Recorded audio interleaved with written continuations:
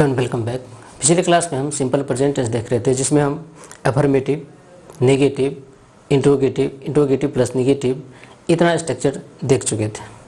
आज की क्लास में देखेंगे WH फैमिली, लेकिन उससे पहले एक बार रिकॉल कर लेते हैं।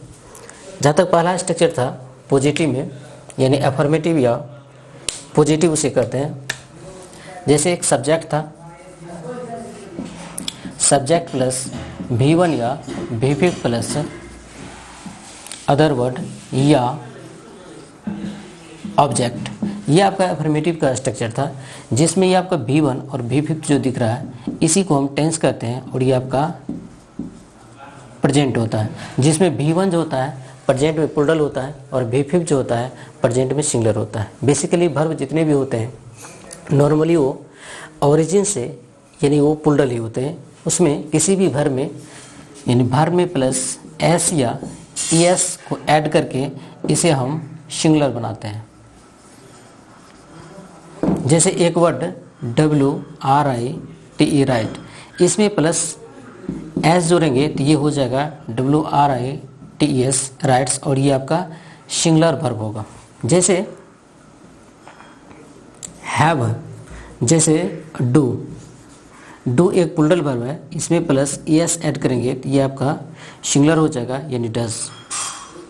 इस प्रकार से हम वर्ब को क्या करते हैं, एस या ES ऐड करके इसे हम प्लूरल से सिंगुलर में कन्वर्ट करते हैं।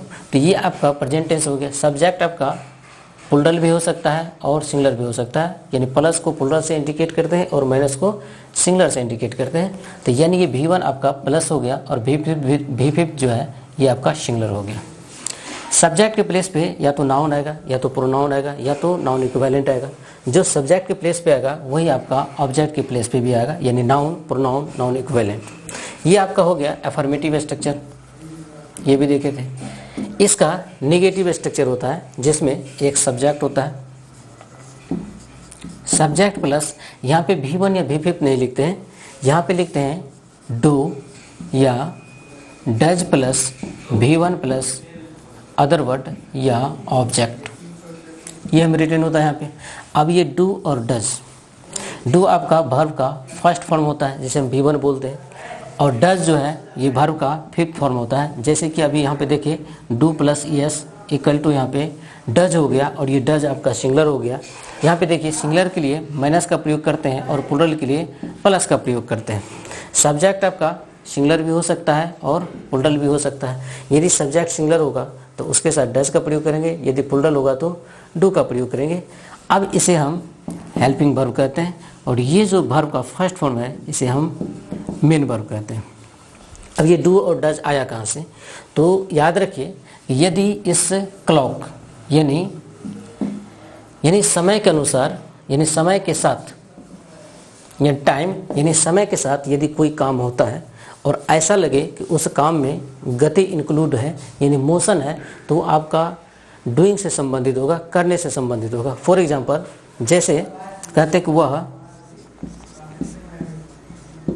पढ़ता है, तो यहाँ पे पढ़ता है शब्द, यदि कोई भी पढ़ेगा तो गति के साथ, या कोई दौड़ेगा तो गति के साथ, तो गति है। कहते वो क्या करता है, तो क्या करना का डू होता है। तो ये क्या लेते हैं, इंटरनल इसका सेंस लेते हैं, और इसी सेंस के आधार पे यहाँ पे हम डू या डज का प्रयोग करते हैं। बिकॉज हम यदि सेंटेंस में क्या करते हैं, निगेटिव बनाते हैं। सेंटेंस को यदि निगेटिव बनाते हैं तो वो हेल्पिंग वर्ब होगा, हेल्पिंग वर्ब के साथ ही हम नोट का प्रयोग करेंगे। तो यहाँ पे डू डज, उसके बाद हम नोट का प्रयोग करेंगे, उसके बाद वर्ब का फर्स्ट फॉर्म यूज होगा, उसके बाद ऑब्जेक्ट का प्रयोग करेंगे। तो अब ये V1 जो है ये यहाँ पे मेन वर्ब हो गया, और डू और डज यहाँ पे हेल्पिंग वर्ब हो गया। नोट का प्रयोग हम सब्जेक्ट के जस्ट बाद करते हैं और मेन वर्ब से पहले करते हैं, तो यहाँ पे ये नोट का प्रयोग हुआ, निगेटिव हुआ। इसके बाद देखे थे इंट्रोगेटिव।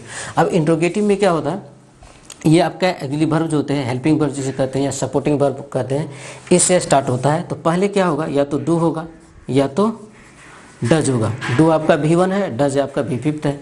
उसके बाद प्लस जो है सब्जेक्ट होगा, सब्जेक्ट के जस्ट बाद आपका वर्ब का फर्स्ट फॉर्म होगा, प्लस ऑब्जेक्ट होगा या अदर वर्ड होगा, प्लस जो है यहाँ पे क्वेश्चन मार्क होगा।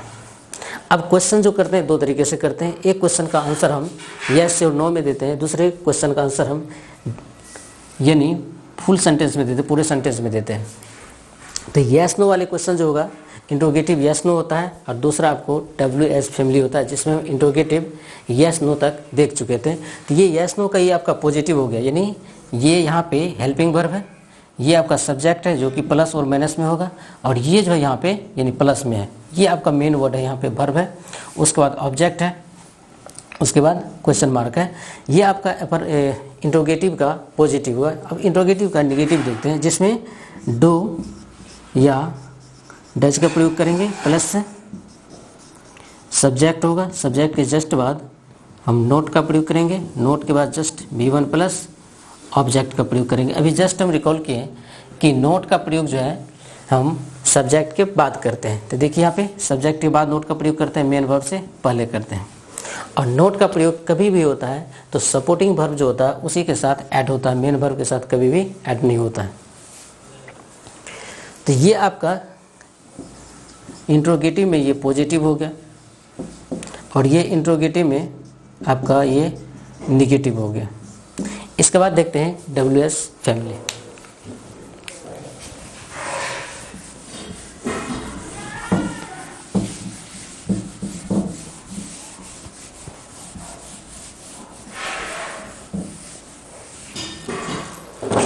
अब WS फैमिली में W और H फैमिली में इसे WS फैमिली क्यों बोलते हैं? तो यदि कोई भी वर्ड या तो W से स्टार्ट होगा या तो S से स्टार्ट होगा, तो W से स्टार्ट जितने भी वर्ड होगा वो WS की कैटेगरी में आएगा, या S से स्टार्ट होगा तो S की कैटेगरी में आएगा, और सब मिलता जुलता एक से संबंधित होगा तो आपका फैमिली यानी फैमिली की कैटेगरी में आएगा, इसलिए इसको फैमिली बोलते हैं। जैसे देखिए यहाँ पे W से यानी जैसे what, where, when, why, whom, whose and how. अब देखिए यहाँ पे W, ये भी W से स्टार्ट है, ये भी W से स्टार्ट है, ये भी W से स्टार्ट है, ये भी W से स्टार्ट है, ये भी W से स्टार्ट है, ये भी W से स्टार्ट है, और एक जो है S से स्टार्ट है। ये जितने भी कैटेगरी है आपका WH के फैमिली में आता है, या तो W के फैमिली में आएगा या तो S के फैमिली, इसलिए यहाँ पे W और S लिखते हैं। इस सेंटेंस के लास्ट में आपका क्वेश्चन मार्क होगा, ठीक है। और इस स्ट्रक्चर में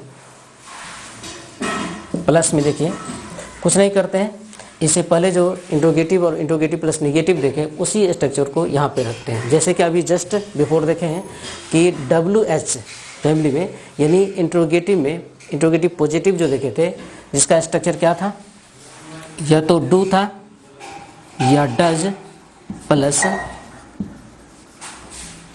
subject plus V1 plus object plus question mark. ये आपका इंट्रोगेटिव प्लस पॉजिटिव है। इसके बाद इसका निगेटिव डू या does plus subject plus note plus V1 plus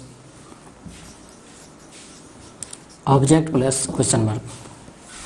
ये आपका इंट्रोगेटिव में पॉजिटिव हुआ, और ये इंट्रोगेटिव में निगेटिव हुआ, और इंट्रोगेटिव में पॉजिटिव हुआ। अब कुछ नहीं करना है, ये WH के साथ यहाँ पे ऐड कर दिए इसको, ये WH फैमिली का स्ट्रक्चर हो गया। अब यदि यहाँ पे नोट का प्रयोग किया हुआ है, यदि हम नोट का प्रयोग यहाँ पे ना किया करें तो हम इसके साथ यहाँ पे हम ऐड कर सकते हैं। जैसे जब डू है लिखा हुआ तो यहाँ पे डोंट हो जाएगा, और डज के जगह डजंट हो जाएगा। जब हम नोट को यहाँ पे क्या करते हैं ऐड करते हैं तो ये ओ यहाँ से हट जाता है, और इसके बदले यहाँ पे अपोस्ट्रोफी का यूज करते हैं। देन यहाँ पे प्लस सब्जेक्ट यूज करेंगे, सब्जेक्ट के बाद नोट यहाँ पे ऐड कर दिए तो यहाँ पे V1 प्लस ऑब्जेक्ट का यूज करेंगे प्लस क्वेश्चन मार्क लिखेंगे। ये आपका WH फैमिली का स्ट्रक्चर हो गया, जिसमें पहला है यहाँ पे व्हाट का प्रयोग हम किसी भी चीज़ को सर्च करने के लिए करते हैं, यानी इन्फॉर्मेशन प्राप्त करने के लिए करते हैं। जैसे हम व्हाट का प्रयोग करेंगे यहाँ पे, इससे इन्फॉर्मेशन प्राप्त होगा।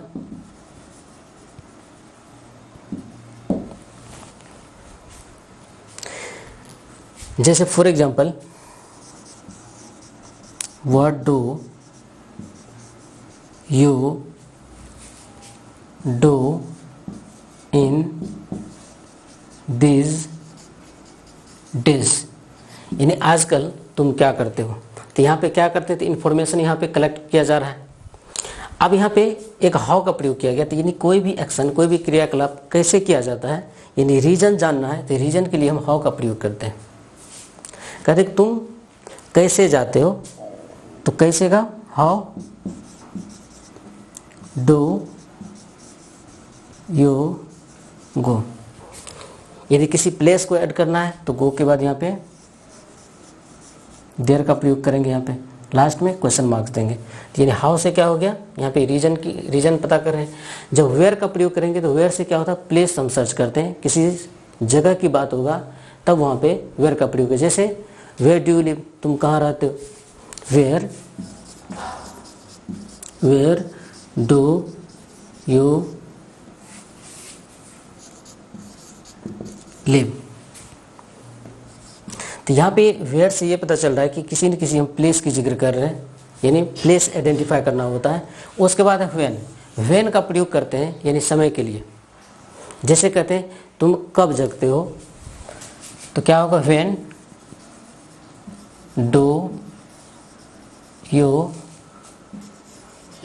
गेट अप, तुम कब जगते हो। तो यहाँ पे समय पूछ रहा है, तुम कब जाते हो, वह कब जाता है। जैसे व्हेन डज ही गो, वह कब जाता है। यानी व्हेन से क्या करते हैं, समय आइडेंटिफाई करते हैं। टाइम की यदि इंक्वायरी होता तो वहाँ पे हम व्हेन का प्रयोग करते हैं। वाई का प्रयोग हम रीजन के लिए करते हैं। For example,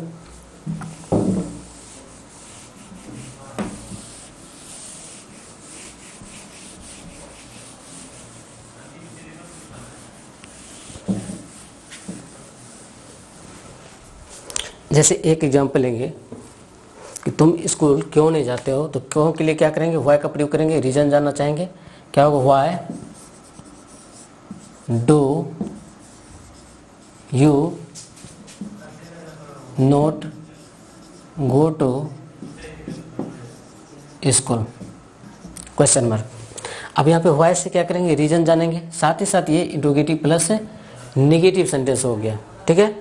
Y do you not go to school, तुम स्कूल क्यों नहीं जाते हो। जब यानी यहाँ पे व्हेन का प्रयोग करेंगे, कहेंगे कब जाते हो, क्या होगा, व्हेन, समय पूछेंगे, when does she go to school, यानी समय की इंक्वायरी करेंगे। अब यहाँ पे होम का प्रयोग करते हैं। होम का प्रयोग वहाँ पे करते हैं जब सेंटेंस में ऑब्जेक्ट के बारे में यानी इंक्वायरी लेना है, या हम इंफॉर्मेशन कलेक्ट करेंगे। जैसे तुम किसे पसंद करते हो, तो क्या होगा,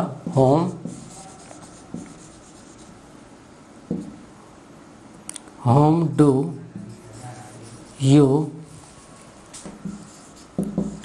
लाइक मोस्ट। तो यहाँ पे होम का प्रयोग किए हैं। तो होम से क्या होता है, यानी ऑब्जेक्ट के बारे में यानी आइडेंटिफिकेशन करते हैं, यहाँ पे इंट्रोडक्शन लेते हैं। हुज का मतलब भी होता है यानी किसे। जैसे हुज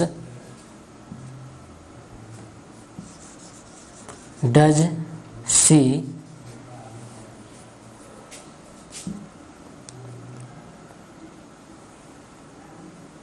गिव हर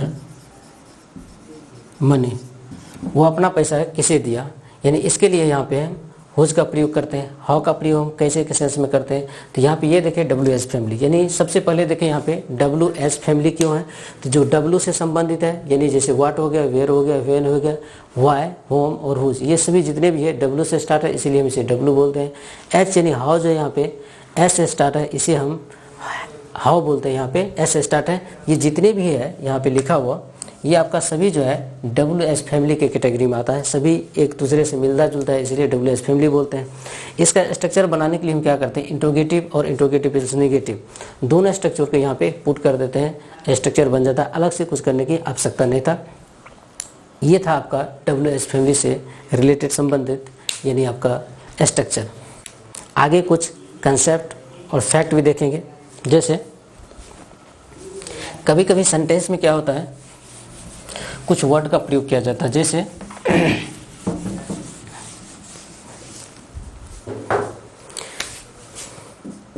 कभी सेंटेंस में यूज होता है कभी कभी, जैसे ऑलवेज,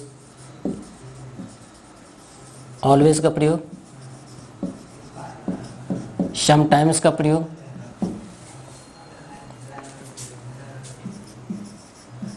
सेल्डम का प्रयोग, ऑफन का प्रयोग, नेवर, ETC वर्ड का प्रयोग किया जाता है। जैसे ऑलवेज का मतलब होता है हमेशा, समटाइम्स में होता है कभी कभी, सेल्डम में मतलब होता है कभी कभार, ऑफन का मतलब होता है प्रायः, नेवर का मतलब होता है कभी नहीं, यानी ये सब शब्द का प्रयोग किया जाता है। तो ये सब शब्द का प्रयोग जब कोई भी सेंटेंस में स्ट्रक्चर बनेगा तो स्ट्रक्चर में किस पार्ट में ये अपना पोजीशन लेगा वो देखेंगे। खास करके सिंपल प्रेजेंट में यूज किया जाता है। तो इनका प्रयोग जो करेंगे, लिखेंगे this words are used after the subject and before the main verb, यानी इसका प्रयोग हम सब्जेक्ट की बात करते हैं और मेन वर्ब से पहले। चलिए स्ट्रक्चर में देख लेते हैं। जैसे एक स्ट्रक्चर लिखें, सब्जेक्ट, सब्जेक्ट प्लस V1 या V5 प्लस ऑब्जेक्ट, ठीक है। और ऑब्जेक्ट के प्लेस पे या तो नाउन होगा या तो प्रोनाउन होगा। ये देखिए, ये यहाँ पे V1 और V5 ये हेल्पिंग वर्ब की तरह भी काम करता है। जैसे डू डज का प्रयोग देखें तो वो हेल्पिंग वर्ब की तरह काम कर रहा था, तब कर रहा था जब इसके बाद कोई वर्ब था तब। यदि इसके बाद कोई नाउन या एडजेक्टिव होगा तो ये खुद यहाँ पे मेन वर्ब की तरह काम करेगा। तो हम अभी जस्ट जिक्र किए, यानी always, sometimes, seldom, often, never, occasionally, ये सब वर्ड का प्रयोग जो हम करते हैं कहाँ पे करते हैं, आफ्टर दी सब्जेक्ट, यानी सब्जेक्ट के बाद, and before the main verb, और मेन वर्ब से पहले। तो देखिए यहाँ पे सब्जेक्ट ये हो गया, तो सब्जेक्ट के बाद, मेन वर्ब से पहले। इट मीन्स ये जो प्लेस है, ये प्लेस यहाँ पे ये सब शब्द के लिए यूज किया गया है, ठीक है। लेकिन अब एक बात होता है, यदि यहाँ पे तो मेन वर्ब है, लेकिन सेंटेंस में यदि हेल्पिंग वर्ब हो जाए तब क्या करेंगे, कहाँ पे इसका पोजीशन देंगे। जैसे कोई सब्जेक्ट होगा, सब्जेक्ट के बाद हेल्पिंग वर्ब होगा, हेल्पिंग वर्ब के बाद मेन वर्ब होगा, तब इसका पोजीशन कहाँ देंगे, तो सब्जेक्ट के बाद देना है। जिस प्रकार से हम नोट का प्रयोग करते हैं, यानी सब्जेक्ट के बाद मेन वर्ब से पहले, उसी प्रकार हम इसका भी प्रयोग करेंगे, यानी सब्जेक्ट के बाद और मेन वर्ब से पहले। तो यानी हेल्पिंग वर्ब और मेन वर्ब के बीच में यूज होगा। यहाँ पे भी क्या है, यहाँ पे सब्जेक्ट के बाद और मेन वर्ब से पहले यूज किया जाता है। तो इसका स्ट्रक्चर क्या होगा, यानी सब्जेक्ट होगा, सब्जेक्ट के बाद प्लस में ऑलवेज होगा, नेवर होगा, ऑफन होगा, सम टाइम्स होगा, ठीक है, ओकेजनली होगा। इसके बाद यहाँ पे V1 या V5 का प्रयोग करेंगे। उसके बाद हम यहाँ पे ऑब्जेक्ट का प्रयोग करेंगे, ठीक है। उसके बाद फुल स्टॉप देंगे। ये आपका हो जाएगा स्ट्रक्चर, यानी सब्जेक्ट होगा, सब्जेक्ट के बाद ऑलवेज, नेवर, ओकेजनली, ऑफन, ये सब होगा। उसके बाद ये आपका मेन वर्ब होगा, उसके बाद ऑब्जेक्ट, नाउन या एडजेक्टिव के रूप में यूज होगा, यानी सब्जेक्ट के बाद मेन वर्ब से पहले, यानी सब्जेक्ट के बाद मेन वर्ब से पहले। इस टाइप से ये स्ट्रक्चर बनेगा। चलिए इसके साथ ही साथ कुछ एग्जाम्पल देख लेते हैं।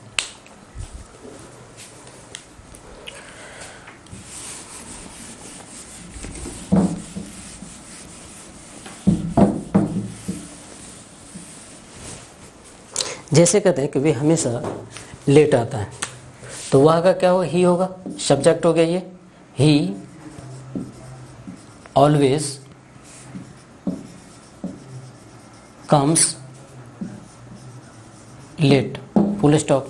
अब यहाँ पे देखिए ऑलवेज का प्रयोग जो किया गया है, ये कम्स यहाँ पे मेन वर्ब है और ये आपका यानी प्रोनाउन हो गया जो कि एक सब्जेक्ट है यहाँ पे, यानी रिप्रेजेंट ऑफ नाउन है, नाउन को रिप्रेजेंट किया यहाँ पे।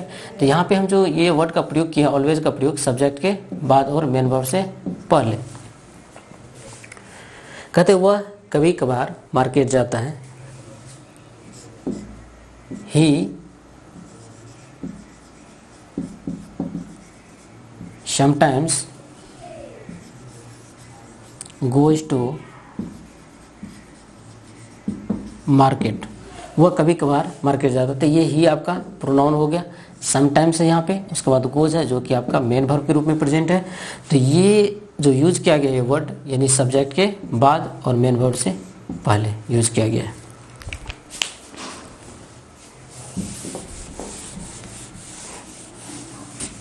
जैसे कहते हुए अक्सर लेट जगता है, या कहेंगे वे लोग अक्सर लेट जगता है, तो वे लोग का क्या होगा, दे होगा। तो क्या होगा, they often get up late. जैसे कहेंगे वे लोग हमेशा तैयार रहता है, या कहेंगे वो हमेशा तैयार रहता है, या वह हमेशा लिखता रहता है। इस टाइप से कोई भी सेंटेंस लेंगे तो क्या होगा, ही या सी ऑफन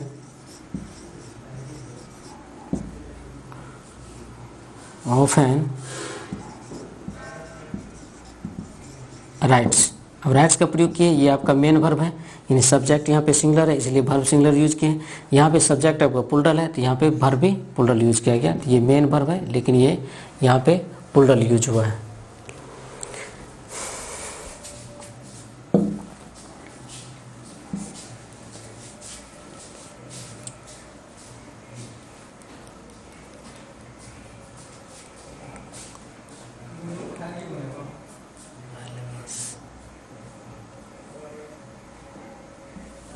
जैसे कहते वह कभी झूठ नहीं बोलता है, तो क्या होगा, ही नेवर टेल्स अ लाई। तो ही आपका यहाँ पे प्रोनाउन हो गया, टेल्स यहाँ पे मेन वर्ब हो गया।